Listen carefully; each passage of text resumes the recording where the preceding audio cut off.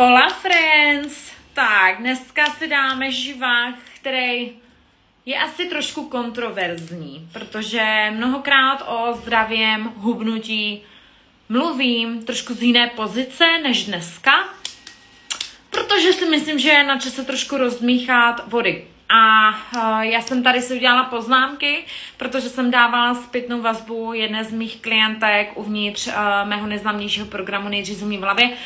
A tahle klientka mi dovnitř napsala, je 1000 jiných věcí, které bych dělala raději, než si vařila zdravé jídlo. A přijde mi to úplně super myšlenka, přijde mi to super vzít sem a přijde mi dobrý se o tomhle bavit fakt jako bez obalu a na rovinu. Je dalších 1000 věcí, existuje dalších 1000 věcí, které bych dělala daleko raději, než si zdravě vařila. A ještě tam připsala jednu věc, buďme k sobě upřímné, je to i otázka času, je daleko rychlejší si dojít pro pomazánku do supermarketu. By the way, kupované pomazánky, kupované dressingy jsou ultraspracovaným výrobkem. Většina žen, když řeknu ultraspracovaný výrobek, tak si představíte sušenky, čokoládičky, stejně tak samozřejmě pomazánky, dressingy a je to prostě věc, která do jídelníčku patří co nejméně.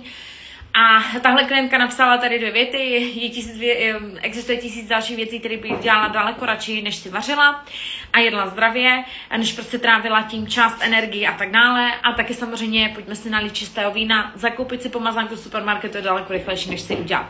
A tohle je strašně zajímavý, protože já tomu vlastně rozumím a pokud máte pocit, že se vám do toho nechce, že se vám nechce do zdravého jídla, že je prostě spoustu dalších jiných věcí, které byste dělali daleko radši, než prostě trávili svůj život tím, že teda si uvařím zdravě třeba, tak tohle je živák pro vás, protože já tomu rozumím, že já to mám úplně stejně. Je bambilion věcí, které bych dělala daleko radši, než si zdravě vařila. Přesto to dělám. Já bych radši, já nevím, se zalezla do postele s mým partnerem, radši bych šla na procházku se psem, radši bych si četla, radši bych se dívala na Netflix. Prostě dalších 1000 věcí, které bych já radši dělala, než si vařila zdravě. Takže tomu absolutně rozumím a tohle jsou moje příklady, co bych všechno dělala radši, než abych si zdravě vařila. Ale my se dneska tohle rozebereme a ukážu vám, jak jinak se nad tímhle dá uvažovat. A trošku si nalijeme pravdy do našeho pohárku, protože faktem je, že já dělám ve svém věci dalších 1000 věcí, které nemám ráda, ale dělám je. Třeba si čistím zuby, třeba venčím psa v 5 ráno, když mě probudí, třeba si myju vlasy, já nesnáším mít si vlasy. A stejně to dělám. Stejně nejdu a neřeknu si, hele, já by 1000 dalších jiných věcí, které bych dělala radši, než si umýt vlasy, než si vyčistit zuby. Protože tak to prostě je. A já mám pocit, že my jsme se v lifestylu dostali do momentu, kde my vlastně jako čekáme, až to budeme absolutně jako zbožňovat, aby jsme to dělali. A nechápejte mě špatně, vy víte, že já pracuji s ženama, které mají tomu fakt odpor, mají bloky, mají fakt chronickou sebesabotáž. A opravdu zatím jsou velké věci, velké emoční rány i z dětství. A opravdu systematicky na tom pracujeme. Zároveň ale lifestyle a tvoje zdraví není o tom, že to musíš zbožňovat dělat. Jo, opět tady ta metafora s těma zubama vám strašně moc pomůže. Já nemusím milovat to, že si vařím, já nesnáším vaření. Fakt nesnáším to. Já nemusím milovat vařit, já nemusím milovat prostě proces čištění zubů nebo proces mytí vlasů. Já jediný, co mě stačí, je mít natolik respektu vůči sebe samotné, že to stejně dělám. Vůči vám, že si jdu umýt vlasy a že nelezu sem na Instagram s masnýma vlasama taky. Ale tam nejde o to milovat vařit. Tam jde o to milovat sama sebe, tam jde o to změnit postoj sama k sobě, protože nezdravé jídlo prostě a jasně zkracuje ti život, snižuje kvalitu života, je spojené se všemi zdravotními problémy, které opravdu většina žen má, ať už je to neplodnost, hormonální problémy, ať už je to kardiovaskulární problémy, ať už jsou to opravdu problémy s klouby, bolestivý, pohyblivý aparát a tak dále. Tohle jsou všechno samozřejmě procesy, které jsou ovlivněné tou kaskádovitou reakcí na jejím začátku je jídlo. Říkám, že to je jenom jídlem, ale říkám, že opravdu jídlo ovlivňuje celý náš metabolismus, zánětlivotvorné prostředí v těle a tak dále, i samozřejmě hormonální prostředí v těle v minutě, kdy se ho dám do úst, jo, opravdu začne se štěpit v ústech, takže opravdu v minutě, jakmile vstoupí do mého prostoru, tak to jídlo ovlivňuje to, jak se cítím, jak zdravá jsem a jak dlouho tady budu. Takže nebudeme dělat, že ne. A teď je otázka, mám vůči sama sobě takovej vztah, vůči svýmu tělu, takovej respekt, abych tohle opravdu vzala v potaz. A já jsem si tady napsala jednu větu, protože mnohokrát já slyším klientky říkat, hele, mě prostě zdraví jídlo bere moc času, nebo jídlo mě bere moc času, lifestyle mě bere čas a jít se zacvičit bere čas a jít se projít bere čas a všechno nám bere čas. Ale to není otázka času. To je otázka priorit. A tak to prostě je. A já vím, že to je nepříjemný slyšet, já jsem dneska nějaká drsná, rozjetá, ale přesně s touhle myšlenkou my jsme samozřejmě i spustili 3denní prodej Restart v hlavě, který bude už končit. A za pár stovek jsme vám dali dohromady videa, které vám pomůžou tady takto přepnout, když to tak řeknu, jak to říkají moje klientky. Protože zdravý lifestyle a jíst zdravě není otázka času, to je otázka priorit. Každá z nás máme 24 hodin. Nikdo nemá víc, nikdo nemá míň, v tomhle je svět hodně spravedlivý.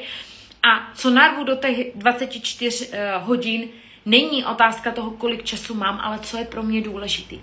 A prvním krokem k tomu, abych se posunula dál, je třeba i fakt být upřímná sama k sobě a říct si očividně, nejsem sama pro sebe až tak důležitá. Očividně je vždycky někdo důležitější. Očividně je vždycky něco jiného důležitější.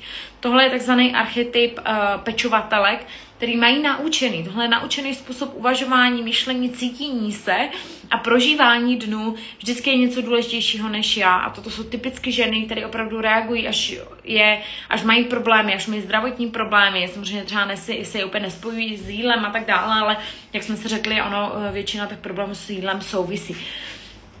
Takže není to, tady ten živák není jako o jedné technice, kterou bych vám chtěla tady jako přinést, ale je spíš o nějakým jako myšlenkovým pochodu, který jsem vám chtěla předat. Samozřejmě pokud máte zájem o Restart hubnutí, teďkom je za 1290 korun, otevíráme ho jednou za rok na pár dnů a brzy končí, takže mě napište, já vám pošlu i odkaz, kde právě tady tenhle restart v hlavě my pomáháme klientkám docílit.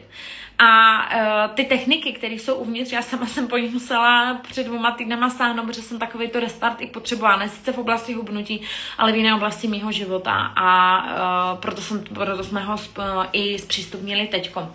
Ale pojďme zpátky tady k tomuhle, to není, tady k té myšlence, to není o tom, že chci, abyste se cítili blbě, že jako tyjo, já tady nemám čas na to a měla bych dělat 1000 dalších věcí, ale jde o to si opravdu jako být i upřímná sama k sobě a opravdu si říct, OK, možná tak je, možná prostě opravdu já mám 24 hodin a já nikdy nejsem důležitá, nikdy nejsem prioritou a tam je potom dobrý, místo toho, abych šla do té viny a nebo do oběti, tak tam je hodně dobrý si říct, OK, proč to tak je, když jsem se to třeba naučila, že zase tak důležitá možná nejsem, nebo že prostě vždycky mají přednost ostatní, že je třeba sobecký se dát na první místo. To je ta první, nebo ta druhá část tady tohle živánku a ta první část, kde jsme říkali, hele, je 1000 věcí, které bych dělala radši, než žila zdravě, než třeba vařila zdravě, nebo než prostě trávila čas tím, že si uvařím zdravě. Já bych tady řekla, fakt jako budu taková jako princip tvrdé lásky, to je úplně v pohodě. Já to mám úplně stejně, ale to furt neznamená, že si můžeme dovolit to nedělat. Nestarat se o sebe a nejíst zdravě je luxus. Je luxus, který nikdo z nás si nemůže dovolit. To je luxus, na který nikdo z nás nemá. Protože opravdu ta komodita toho zdraví je to nejvíc, co máme. Takže když mě někdo řekne, že se prostě nemá čas, nemá prostor, nemá energii o sebe starat, wow. To je teda opravdu velmi bohatý člověk, protože to je za mě luxus, který si nikdo z nás ve skutečnosti nemůže dovolit. A takže není to o tom, že musíte zbožňovat, zdravě si vařit, že musí to být to nejoblíbenější činnost mýho dne a teprve pak můžeš být zdravá, teprve pak můžeš mít zdravou váhu. By nikdy nezhubla, nikdy nebyla zdravá, nikdy si i pomocí jídla nevyřešila tolik mých zdravotních problémů. Nikdy. Kdybych čekala na ten moment, až budu zbožňovat zdravě si vařit, tak bych nikdy tady před váma takhle neseděla. To není otázka toho, jestli to zbožňujete dělat nebo ne. To je otázka toho, jestli opět jsi pro sebe tak důležitá a jestli teda vůči mému tělu chovám takovou míru respektu, že ho teda odpadem spát opravdu nebudu. Že sama sebe nebudu spát odpadem, který nežere ani pes u nás, prominutím, jo. A dneska jsem fakt asi jako drsná, ale mám pocit, že víc a víc se tady tohle jako otevírá, víc a víc prostě žen mě sdílí, že má pocit, že prostě fakt jako nedělám to ráda a to je ten můj problém. Ne, to, že nerada vaříš, že nerada cvičíš, že nechceš tím trávit čas, to není tvůj problém. Problém je, že opravdu ženy neumí sami s sebe pracovat, že neumí si říct, OK, na mě natolik záleží, že prostě tohle teďkom potřebuji pro sebe udělat. A teď je otázka, kdy jsme se to naučili, nebo kdy jsme se to nenaučili, jsme se nenaučili sami k sobě se chovat takovýmto způsobem. Jenom jsem tady chtěla dát takovou tu myšlenku a chtěla jsem vám to tady nasdílet. Zajímalo by mě samozřejmě, co si o tom myslíte vy, jak to vnímáte vy, jestli vás to nějakým způsobem triggeruje, štve, že to říkám, nebo jestli souhlasíte, jak to prostě cítíte vy, dejte mi vědět i do komentáře. A já mám přeju krásný víkend. V neděli končí restart v hubnutí za 12 stovek, opravdu za pár stovek jsme vám dali přístup k obsahu, který vám pomůže tady to nastavení změnit. A budu se těšit na vás uvnitř a samozřejmě budu se těšit zase někdy živě, příští týden, zdravá do plavek. Takže tak jo, tak krásný den.